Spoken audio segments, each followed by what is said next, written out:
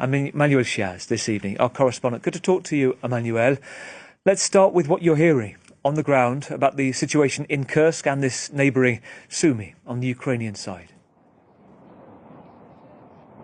Good evening, Gavin. Well, you know that the Ukrainian army has managed to hold on to a strip of land within the Kursk region since last August, but it's been a few days now that Russia has claimed that it has advanced on that strip of land. There are reports that all the bridges around Suja have been cut off, thus cutting off the Ukrainian army there of reinforcement of ammunition that would be necessary in order for them to retain their ground, and also like if the bridges are no longer available, that means they cannot retreat and that they are at risk of encirclement. There's also information coming from the Russian side, so to be taken with caution, that Russian troops have advanced as far as the border, the Ukrainian border. So this is the border with Sumy region, just across Kursk region. There's been intense fighting,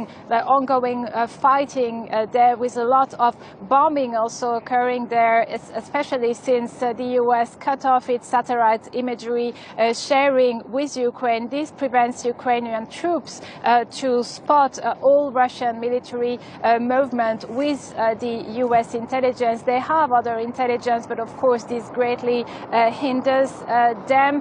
Russia claims to have hit the rear of the Ukrainian army there, and the situation is, of course, closely monitored here.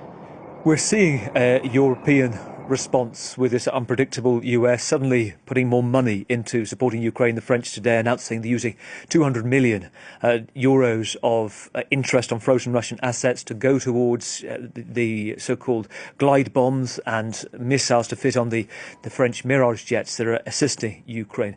And meanwhile, President Zelensky has been speaking again about these talks that are due tomorrow in Saudi. He's also announced a delegation, is that right?